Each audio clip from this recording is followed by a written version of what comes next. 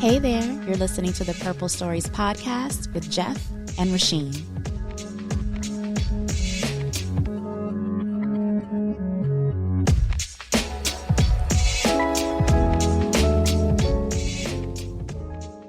All right, we're back again. We're back, pod 2. This is great. Pod 2, I like that. I was going to say episode 2, but you said pod 2. Pod 2 sounds cuter. Yeah, it's like a shorter words. Oh, man. We're back again, people. So, once again, Jeff. Rasheen. Yeah, so what we're going to talk, well, let's do our icebreaker, I guess, right? That's That's our key thing. Okay, so, music that you're vibing to. Oh, so you're going to start with me this time. I like starting with you just to see what you've been listening to, how it compares. This one is a you know, I think a lot of people not going to know this one, but it's good to basically go research it and really listen to it. But Aretha Franklin, Rock Steady. I wish we could play it because I can't think of how it sounds. I'm gonna play it after this pod though. That's the whole point. Like when we say it, and because of we doing podcasts and some copyright stuff, we can't physically play it. But Aretha Franklin, Rock Steady. Trust me, Okay. like that's it got some groovy vibes to it and stuff like that. So that's what I wanted to say is that I'm vibing to. What are you vibing to right now? Well, since on our last pod, you talked about Foxy Brown, and I was like, wait a minute, I haven't really listened to Foxy Brown in so long. So I was listening to her Broken Silence album from 2001. I was like, oh my gosh, it reminds me of high school. But the song that I love from her is Big Bad Mama, which features Drew Hill. Love Drew Hill. So yeah, Foxy Brown, Big Bad Mama with Drew Hill is a vibe, and she just sounds incredible. So. I mean, we can't play it, but do you want to? Do they want to hear it? No. All right, cool. That's definitely cool. So yeah, that's our icebreaker always. We always want to tell you guys what music we're vibing to. Yeah. So we're on episode 2, and the big topic today is kind of like you. Yeah. So we're gonna talk about Jeff, and we're gonna learn about you, your creativity, what makes you you, kind of explain the artwork that's behind us. Yeah. Because this is artwork. I mean, if you're watching on YouTube, this is artwork behind us that Jeff, drew, painted many years ago. When I met him, he was an artist, and I was very intrigued. That was one of the way I got her, the artist, right? Okay. But very creative, into not just creative with, physical, drawing and painting, but also with his words, very poetic. And so let's talk more about you and how, art and creativity is what makes you you. I appreciate it. So as a kid, basically art was always my go-to. I was never shy. I was always just we know that. Cocky. I was just always on research mode, right? And I always basically used art as the way that I communicated with people, or conversational starter back in the days before, cameras or anything.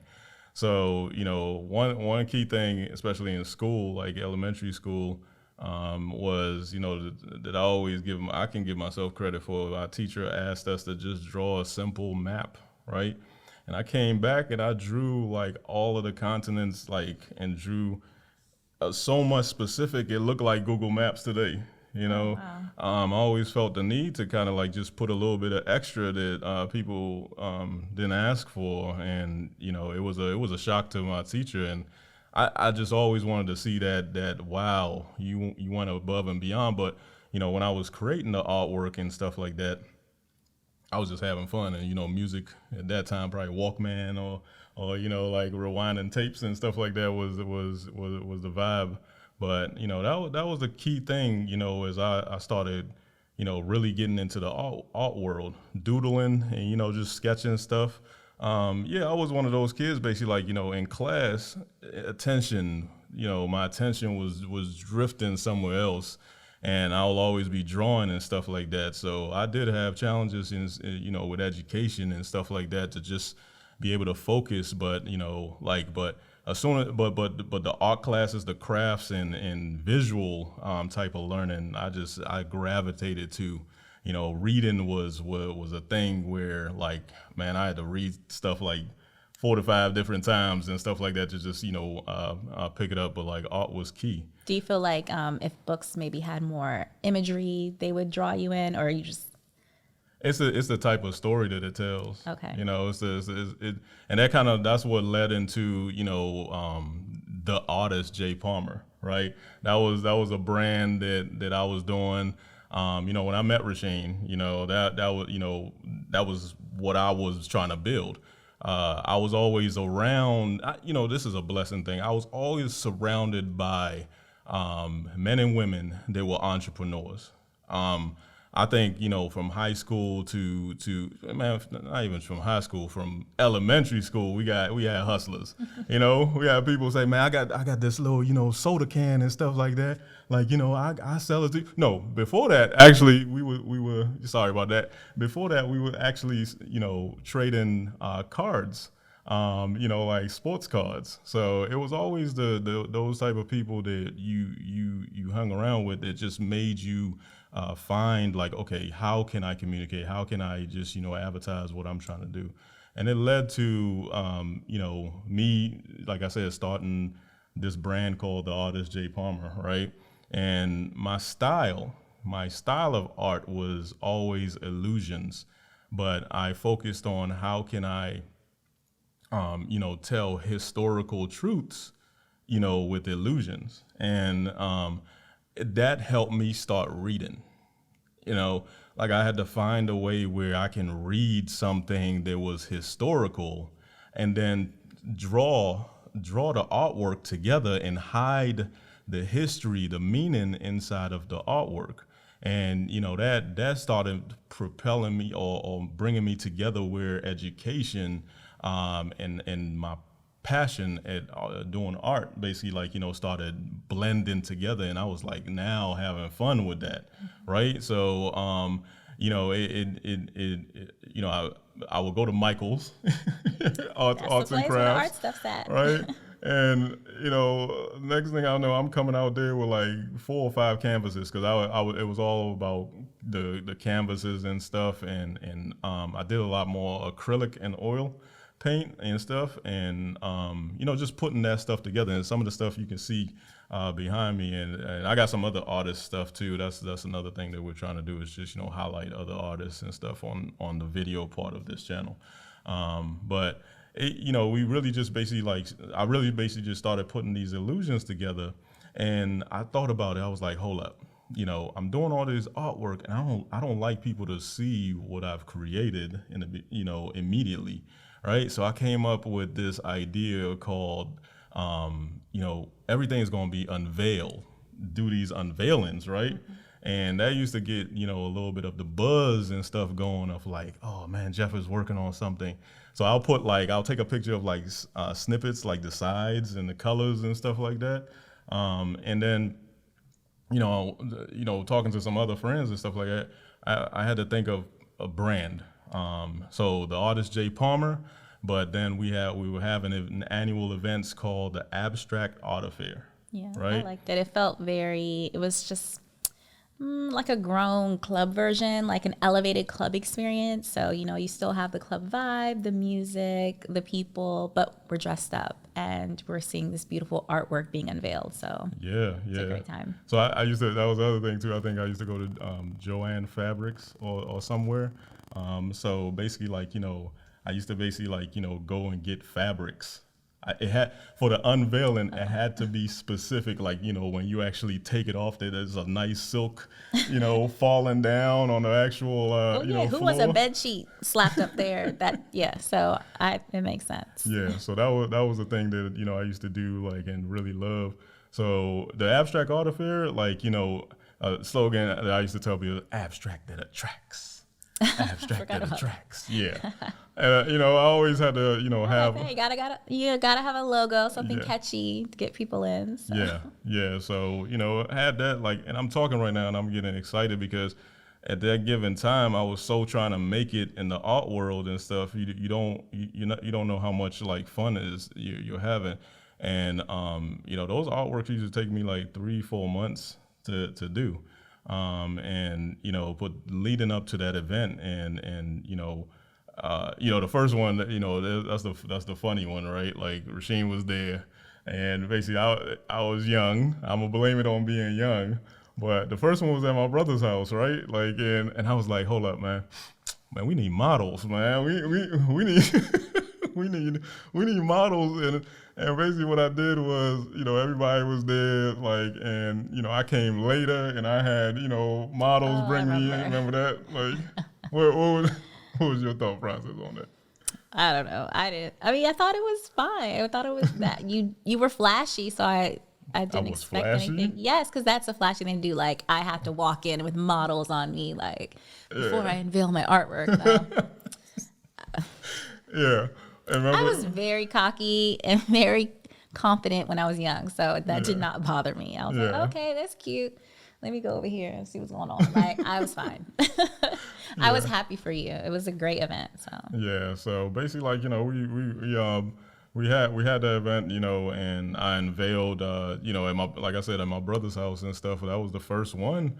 Shout out to my brother for providing the house that I did not have, no, the venue. the venue, right? So basically, like, we unveiled, and it was the first time basically like people were seeing my style.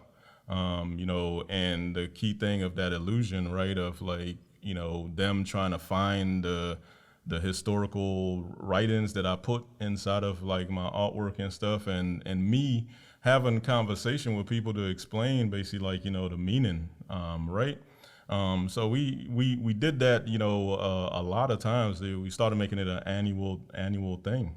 And while that was going on, I also was in the spoken words world, right? And I was basically like, going to like a lot of areas where I can just, speak freely and just, speak my mind. So the poetic side, right? Like writing that, and, art, and then, just spoken words, it was so essential to me, and everything that I was trying to do as an artist and stuff. And it just basically like, came together nicely. I do have something that we can play.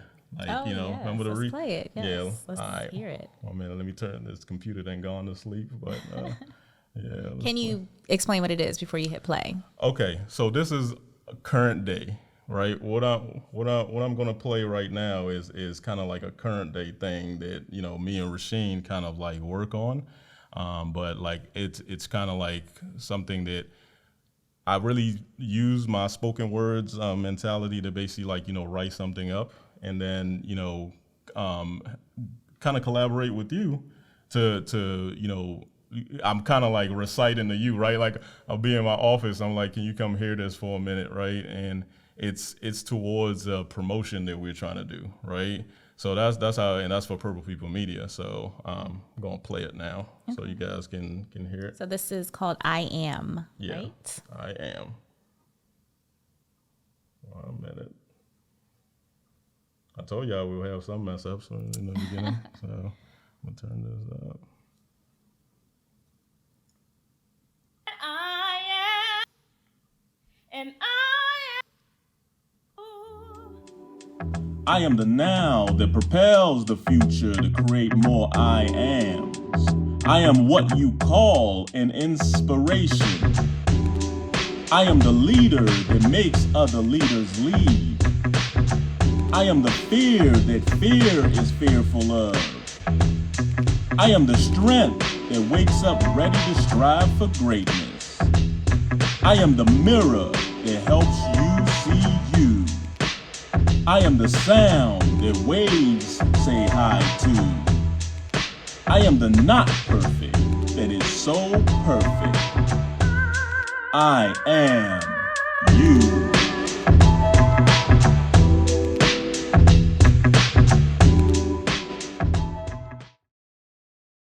Yeah, so that was just a little bit of snippet that we wanted to kind of just show. And let me explain that, right? Like, it's a promotion that's on Purple People Media right now. You can go to our Instagram to see that. But the way that we try to do these type of things is that like collaboration with you, remember the writer in my life, right? Is that I'm always in my head trying to think of like the best way that we can advertise inspirations and motivations to people. So we wrote that I am. We got called Purple Merch. I am, and then a whole bunch of positive words that we put together and stuff like that. What did you think about that whole campaign?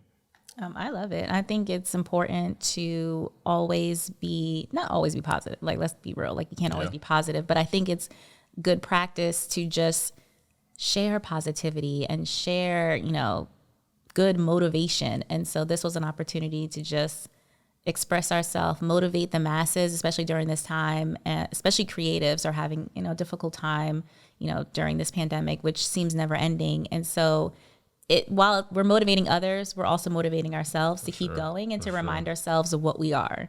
So just saying the words I am and then a positive adjective behind it or positive, description about yourself behind it is empowering, is inspiring, is something you should wake up and do every day. And so that's why we created the purple merch, and we have the t-shirts that have a bunch of adjectives on it. I'm inspirational, I'm wonderful, I'm great, I'm amazing. And those are things you should say to yourself in the mirror every morning. Every Pick a morning, word, pick a any yeah, word, and just say it to yourself. And when you speak things like that to yourself, you start to believe it because it's true, right? And you start to, that starts to radiate off of you. And as it's radiating off of you, another person hopefully will catch it and feel it too. So for sure. Yeah, like that's the key thing. I want to just talk about that. Like we go through a lot of stuff. Me and her argue. I ain't, that's a marriage. That's a realistic thing. But you got enough drama TV, right? You got enough stuff to see. So what we're trying to do is just basically like just talk about realistic stuff of our journey. But then what is the positive you can take out of it? Like there's a lot of drama you can go see, but for us, it's trying to just share. And she said that very correctly, is share positively, and but talk about how the gradual growth of our history and stuff like that, how we got to being, to overcome different things. And that leads into the next part of the artist Jay Palmer, right? Like, the abstract art affair events and stuff, and different things. And this one might get me emotional, but whatever, like, I've been kind of talking about this, and it's something that continues. But in 2008, right, like, or 2007, you can basically say, like, was really doing good as an artist. And basically, like 2008, my dad died. That took me. I mean, you talk about a gut punch. You talk about unbelief, just disbelief. It set me back as a human being. Because the thing that my creativity was driven on was, kind of showing my dad, showing him, yo, dad, look what I created. Yo, man, look what I did today. Look what I did, and all that stuff. And before I actually go to those and have those events or come up with these brandings or come up with these ideas or be positive and stuff like that. So like 2008, basically, like, it was kind of like a change because I had to understand, how to kind of like live without him, and so much emotional things that I went through, and I was trying to figure out how to still adapt and be myself, but also trying to figure, like it wasn't just me losing my dad. My mom lost her husband. My sisters lost their dad. Like so, it was so much family things that were going on, but I was in the prime of like really becoming a known artist and stuff like that, especially in the DC area. And that I would say that whole year was just difficult. I sat in the dark of trying to say that these movies of like you see ghosts, I wanted to see him. And I wanted to for him to say something when people used to be like, okay, so and so came in a dream and all that. I wasn't getting that. He was nowhere. He was gone. And that really hurt. It really stopped my creative belief, and I lost myself. And the crying, and it's funny that it's not coming out right now, but it's like, Rasheen knows it's still days right now. It's just like, I'm just emotional. But the key thing that we want to basically express in this, and I want to express in this, is 2009, I could have, said that's it, right? And here come the cry. It's okay. But then, I had to rebuild myself. I think that was the key that was the key thing of rebuilding myself, and with art.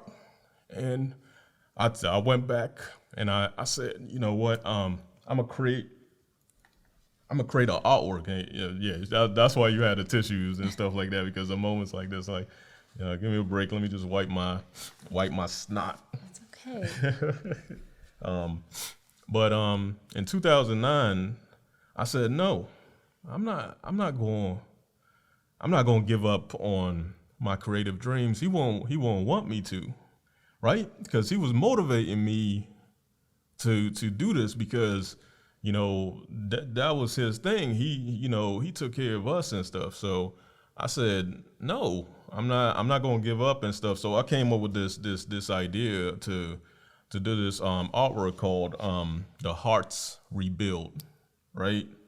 And what that artwork was basically me drawing how I'm rebuilding myself, how I'm rebuilding my heart. Yeah, a release. And a lot of people, you can't do that. You kind of like will quit and just just get stuck in that sunken zone. All right, but I did that artwork, and it took me probably like 3 to 4 months to complete. Because I kept on doing it, looking at it, and then I would literally paint over it again and start from scratch, because it was like I kept on rebuild. That's how I felt. Every time that I will paint back over it and basically start painting again, I was basically going through that same emotion, like I'm not ready to rebuild myself. But once I was actually finished with the artwork, I said, this is it. This is it, and stuff like that. And we'll, on the video aspect, we'll put a screenshot so you guys can see what the artwork was. But Or if you're feeling bored, you can scroll all the way down my Insta and you'll find it all the way at the beginning. yeah, most definitely. But yeah, so we had an event, in DC, and I was one of the featured artists, right? And I said, you know what, I wasn't expressing myself of really how I was feeling. I was keeping it all inside. I wasn't really telling family of how much this is hurting me. I was trying to be a macho man. And I thought about it. I was like, no, I'm going to express myself to this audience and tell them like how I've been feeling and what this artwork is. And remember, I express myself through visual, to creation. So the event was great and stuff like that. And I got on the mic, and I really just showed appreciation for my dad, and then basically just told people of this artwork is the rebuilding of myself, right? And it was met with great praise. People really honored the day and stuff like that. And one of the biggest thing that came out of that event is Mr. Steve Harvey was there, right? And his wife, and he heard my message, and Steve immediately walked up to me, and he was like, I want to buy this artwork. And at that given time, I wasn't even pressed to sell. Like I just wanted to clear or speak my truth of and cleanse myself of saying I have been rebuilt.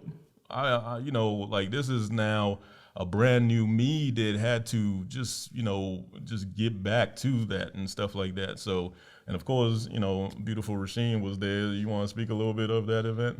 It was amazing. I mean, not just because, Steve Harvey purchased the artwork, but it was great to kind of see you back in your element after such a rough time, which is still a rough time, because that's something that I can't imagine. And it's not something that you just get over. So it was an amazing event. My feet hurt, I'll be honest. I wore the wrong heels. Should have wore some flats. But it was such a nice event. And it was great to kind of see you back. Like, oh, he's back. He's back in his element and doing something that he loves and sharing. I think you were always drawing even during that time, but it's not something that you shared. So it was great to see you sharing your work again.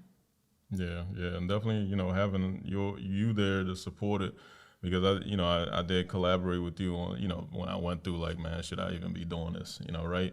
But to have you there to support your sister was there, and I mean, just so much supportive people were there to, just listen, and that's the key thing that for this episode 2 that we just wanted to share is just like the key takeaway from this is rebuilding your creative self.